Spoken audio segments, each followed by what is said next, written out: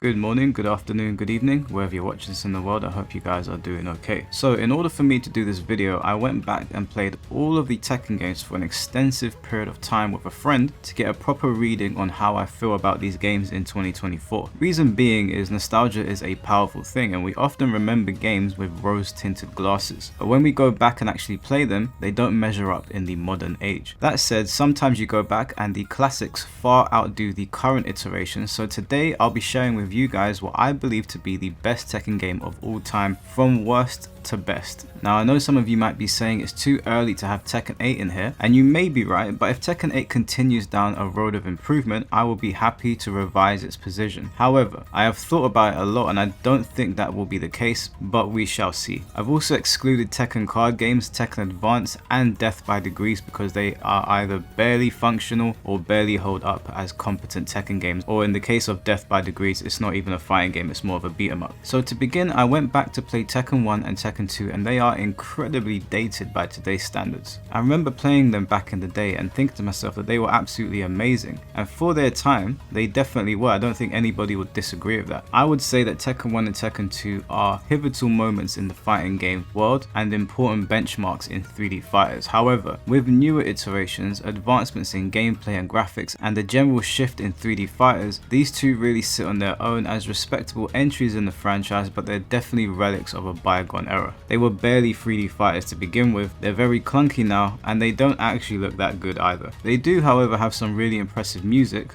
but that is very true for all Tekken games. Now I'm just being honest when I say this, I love what Tekken 1 and 2 spawned and all of the greatness that has followed, but Tekken 1 followed by Tekken 2 are my least favorite entries in the series. Next up is Tekken Revolution. There isn't really anything positive to say about this game. Would I rather play it over 1 and 2? Sure. Does that say much considering how old and dated 1 and 2 are? No. Tekken Revolution did have some pretty good music, but again, what Tekken game doesn't? It borrowed the visuals of Tekken Tag 2 and seemed to be a tester for future Tekken games, but all in all, it's probably one of the least satisfying Tekken games to play, with weird mechanics that are borderline broken, and it's not a Tekken game I'd ever want to go back to or speak fondly of. Pretty sure it was for free though, so it's no big deal. Next up is Tekken 3. Now Tekken 3 is probably the most legendary entry in the franchise and the first time I'd really say Tekken became an actual 3D fighter. But much like Tekken 1 and 2, it feels very dated to me now. I can still enjoy Tekken 3 with a friend, but it wouldn't be at the top of my list to play for an extended period of time. It's one of those games you pop on and enjoy in small doses, but this list is made with the idea that you'd be playing these games over long periods. It definitely put the series on an upwards trajectory, but it's still a little bit bland for my liking and for me to sit there and play for more than an hour maximum, and that is being very generous. I know some of the OGs might not like that, and look, I'm an OG myself. I've been playing Tekken since the very beginning, but I've got to be completely honest with you, this is no longer a Tekken game I'd get together with the boys and ask to play. However, I do respect what it did for the franchise and why so many people love it. Tekken Tag Tournament 1 is the next game to join this list, and outside of Tekken Revolution, it would seem like I'm just going in chronological order, and to some extent I am, but now anyway. But that's really a testament to how Tekken would refine its mechanics and really polish and update what worked. Tekken has always been brilliant at building upon what worked and fixing what didn't, and I feel like Tekken Tag Tournament did just that. It was also super exciting at the time to be able to control two characters at once and figure out when to have someone on point and when to retreat. Again, the music is phenomenal in this game and the stages were amazing, and to be honest, at this point in this list, if someone asked me to go back and play a specific Tekken game, I wouldn't say no to this one. Tekken Tag Tournament 1 still holds up to this day with nice visuals and satisfying gameplay. Being able to team Ancient Ogre and True Ogre together to terrorize my opponents is always going to be a good time. Tekken 6 is a game that I actually really enjoy and was recently playing at a local arcade. It's where we were introduced to the bound system and the rage mechanic. Personally, I really liked bound and I don't mind how it has evolved over time, but I didn't like the rage system and I still don't. And I always felt like rage in Tekken 6 was a little over the top. That aside, I like the bleak tone of it, the way it tried to end Jin's story at the time, even though it's kind of turned into a meme now, and it had an impressive roster. Fan favorites like Baek Do-san, Wang Sang Jin-Rei and Bruce Irvin would see this be their last canonical Tekken game, with no signs of returning to the franchise, which does have a lot of people disappointed. However, being able to go back and use them was a lot of fun. Also, as someone that's been playing Feng Wei for a very long time, it annoys me that down 1+2 is no longer present in his moveset. That move was awesome. Probably the most controversial game in the entire franchise, Tekken 4 is one of those games that you don't fully appreciate at the time but grow to love as time goes on. Tekken 4 had such a unique tone and atmosphere in its general aesthetic that it might actually be my favourite in that regard. This game took risks, and while some of them didn't pay off and a few of them never returned in future installments, it was a ton of fun for me to go back and play around with them. Of all the Tekken games, Tekken 4 hands down has the best stages, and I wish they tried something like this again. It doesn't have to be across the board, but a couple of stages in the vein of Tekken 4 could really shake things up. I understand it could be a balancing nightmare, and I could very well eat my words, but the uneven stages and being able to fight up and down stairs, on rooftops, and slamming people into parking lot pillars is something that I miss a lot. Outside of that, Tekken 4 has a very grounded style of gameplay with less emphasis on weird anime inspired moves and more in reality based martial arts. It was a bit slower and more methodical, and I honestly still really enjoy it to this day. Yes, the next spot is for Tekken 8. Whilst Tekken 8 is in its infancy and is enjoyable, the new mechanics are so different from what we've seen before that even with revisions, even with updates, things like heat and chip damage are here to stay. For that reason, amongst others, I felt like this was an appropriate spot for Tekken 8 in my opinion. The most aggressive and high octane Tekken game we've ever seen. It's definitely split the audience, and if I'm being completely honest with you guys, it can be a lot of fun, but it can be very aggravating at times. Probably the most aggravating Tekken game I've ever played. It does boast exciting visuals, beautiful stages, epic music, and very well animated character movesets. Tekken 8 takes a lot of what we knew and puts an interesting spin on it. Take Heihachi Mishima for example, who always basically played the same, which was never a bad thing, but is now a very different character with stances and an install mode that gives him insane power. This is also the first Tekken game where so many people are using weapons. Nina has guns, Law has nunchucks, and Victor has Yamato for some reason. It can be very satisfying when you're on the offense, but when you're on the back foot it can be pretty exhausting and a pretty tiresome experience. The roster is shaping up to look good, and we are on the cusp of getting another character, and there's a lot of speculation around it being a guest character, fingers crossed for Kiryu, but whoever it is could really elevate the game, and so I remain hopeful for that reveal. Tekken 8 is a fun game but lacks some of the things I loved about Tekken games of old, so for me this is a fair place to put it. Tekken 5 was a huge game changer and is really the groundwork that Tekken was built on going forward. It fixed a lot of issues with walls in Tekken 4 and just the camera in general, expanded on an already impressive roster, added characters like Feng Wei and Dragunov who have become synonymous with the franchise, and has some of the most legendary soundtracks and stages the series has ever seen. It was faster than Tekken 4 but not too fast. It was still grounded. It felt like it took everything that worked and turned it up by 10. And I remember how hype everyone got when that first opening movie dropped. Tekken 5, for me at least, remains the most important entry in the series because for as much as I loved Tekken 4, it was not well received. But the Tekken team didn't shy away from what they'd created. Instead, they took it and built upon it and turned it into something that has stood the test of time. The only game that will ever feature the best soundtrack of all time in a Tekken game, and that is Ground Zero Funk. Like seriously, Harada, if you see this video, can we not get some sort of remix for that soundtrack? Tekken 7 just did so much for me that was right. Firstly, it's the first Tekken game I've ever played where I've wanted to use more than one character. Outside of Tekken Tag, obviously, because you're forced to, but Feng Wei was usually the character I'd go to, and every now and then I'd move around the roster and see who I wanted to use, but I'd never say I had 3 main characters. Well, this was the first Tekken game that was designed so well that I really wanted to use multiple characters. Feng Wei, Negan, and of course Marduk were all characters that I loved using, and the general style of Tekken 7 seemed to hit the sweet spot for me. Now it's true, Tekken 7 definitely introduced some controversial mechanics and characters like Rage Arts and Akuma, but I never felt like it completely overwhelmed the game. Sure, the rage mechanic in the game could be very irritating. I'm not the biggest fan of supers in Tekken, and of course if you come across an Akuma player that has the execution, losing because he jabbed you into a Tatsu combo sucks, but there's so many positives to this game. I actually found myself playing it for hours on end in ranked, which is something that doesn't happen anymore. It was the last time we had access access to death matches, which were a great place to sit and learn about a character and a player's tendencies. I also found myself watching tournaments from beginning to end, which for me is not normal. I don't tend to sit down and watch tournaments all the way to the end. I usually only watch the top 8. But Tekken 7 was the first time where I actually sat through pools and watched a lot of the game. I really enjoyed how this game was presented and how it was played. Tekken 7 also had a shaky start because after the failure of Tekken Tag 2 financially, Tekken's future was in serious question, so this game was a gamble and it could have been Tekken's last, but Harada and the team pulled it out of the bag and turned it into the most successful Tekken game of all time. And that brings me to my favorite Tekken game of all time. Just now you heard me refer to it as a failure, and financially it was. It's the worst selling Tekken game ever, and it actually put Tekken in a hole. But if I'm being honest, I have absolutely no idea why. This game is incredible. It has an awesome roster, awesome graphics, awesome stages, awesome music, and most importantly, extremely fun gameplay. Maybe I'm biased here, but not having a playable Jinpachi since this game is a goddamn crime as far as I'm concerned. Not only could I play the game with my favorite character in all of Tekken, but I could team him with Marduk from Maximum Carnage and Maximum Trolling. You can take all of my money every day of the week. The matches were fast paced, but not too fast. They weren't as fast as Tekken 8. The tag combos were insanely fun to do, especially the special ones, and knowing when to tag out and tag in to keep your characters healthy was super important. It also introduced new mechanics that allowed you to help your character escape a mauling, or you could even tag out by performing a unique grab with your tag team partner. It really did have that WWE aesthetic to it. Because of its commercial failure, I doubt we will ever see a new Tekken Tag game, but it's gotta be at the very top of my wish list for Tekken. It might be the only place I get to use Jinpachi again, and if you didn't get a chance to play Tekken Tag 2 when it was out, I'd highly